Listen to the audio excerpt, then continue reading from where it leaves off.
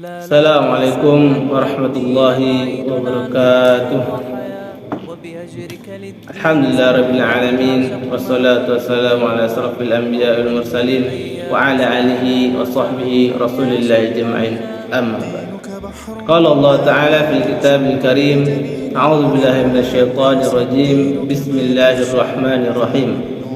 يا أيها الناس اتقوا ربكم الذي خلقكم من نفس واحدة وخلق منها زوجها وبث منهما رجالا كثيرا ونساء واتقوا الله الذي تساءلون به والأرحام إن الله كان عليكم رقيبا. صدق الله العظيم. Kaum muslimin yang rahmati Allah Subhanahu wa taala, bersyukur kita kepada Allah yang telah melimpahkan rahmat dan hidayahnya kepada kita semua sehingga kita dapat merasakan nikmatnya berjumpa pada bulan suci, yaitu bulan suci Ramadan. Yang mungkin pada tahun lalu banyak saudara-saudara kita yang masih bersama kita, akan tetapi pada tahun ini, pada Ramadan kali ini, mereka tak lagi bersama kita. Mereka sudah mendahului kita semua. Mereka sudah dipanggil oleh Allah Subhanahu wa taala. Oleh karena itu, sudah sepatutnya kita bersyukur sedalam-dalamnya atas nikmat yang begitu besar ini.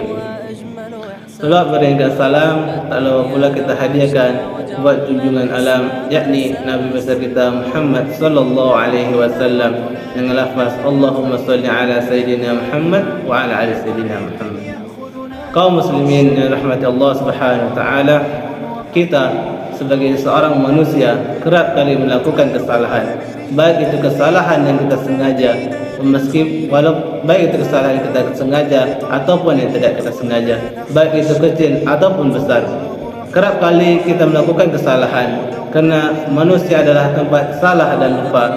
Manusia adalah tempat dosa, sebagaimana sabda Nabi, kullu bani adama khata'un wa khairul khata'in at-tawwabun. Setiap anak Adam pastilah bersalah, dan sebaik-baik orang bersalah adalah yang bertaubat.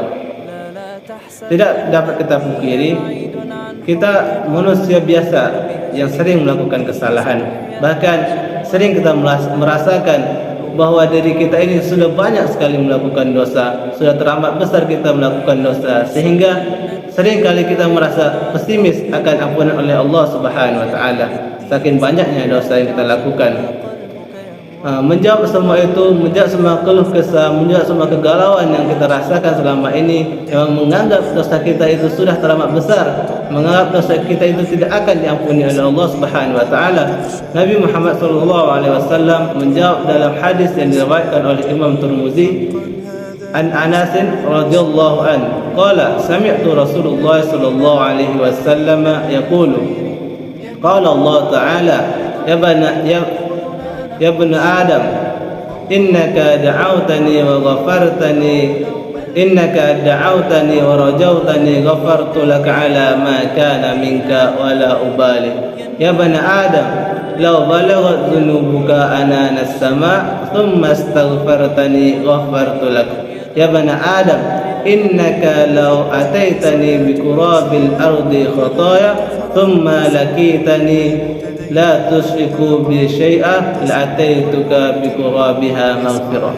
Dari Anas radhiyallahu an berkata, saya mendengar Rasulullah sallallahu alaihi wasallam bersabda, Allah Subhanahu wa taala berfirman, ya bani Adam, wahai anak Adam, kata Allah, Allah memanggil kita, innaka da'awtani wa rajautani, seandainya engkau berdoa dan berharap kepadaku, ghafartu laka ala ma kana minka, maka akan aku ampuni dosa atasmu, wala ubali, dan tidak akan aku pedulikan lagi. Ya bani Adam, wahai anak Adam, kata Allah lagi, lau balaghat dzunubuka ananas sama', apabila engkau memiliki dosa setinggi langit, summa astaghfartani ghafartu lak, kemudian engkau memohon ampun kepadaku, maka pasti akan aku ampuni. Ya bani Adam, wahai anak Adam, kata Allah untuk yang ketiga kalinya, innaka law ataitani bi qurabil ardi khataya, seandainya engkau datang kepadaku dengan membawa dosa sepenuh bumi, thumma lakitani, kemudian engkau berjumpa kepadaku, la tusyriku bi syai'a, dalam keadaan tidak mensekutukanku dengan apapun, la'ataituka bi qurabiha maghfirah, sungguh akan aku datangi engkau dengan ampunan sebesar bumi pula. Dalam hadis ini sudah sangat jelas menjelaskan betapa besarnya ampunan Allah Subhanahu wa taala. Jadi tidak ada lagi alasan kita untuk pesimis akan ampunan Allah Subhanahu wa taala. Bahkan Allah menyebut dalam Al-Qur'an, innallaha yuhibbut tawwabina wa yuhibbul mutatahhirin. Sesungguhnya Allah mencintai orang-orang yang bertaubat dan mencintai orang-orang yang mensucikan diri. Lantas, apa lagi yang kita tunggu untuk bertaubat kepada Allah Subhanahu wa taala? Apakah kita menunggu sampai malaikat maut mengetuk pintu rumah kita? Namun sayang, malaikat maut datang secara tiba-tiba, datang tanpa mengetuk pintu. Fa iza jaa ajaluhum la yastakhiruna sa'atan wa la yastaqdimun. Apabila datang ajal mereka, la yastakhiruna sa'atan wa la yastaqdimun, tidak dapat ditunda ataupun dipercepat meskipun sesaat. Kaum muslimin rahmati oleh Allah Subhanahu wa taala, oleh sebab itu marilah kita bersegera kepada ampunan Allah Subhanahu wa taala sebelum kita menemui ajal kita. Jangan sampai kita di akhirat kelak mengatakan yaqulu ya laitani qaddamtu li hayati.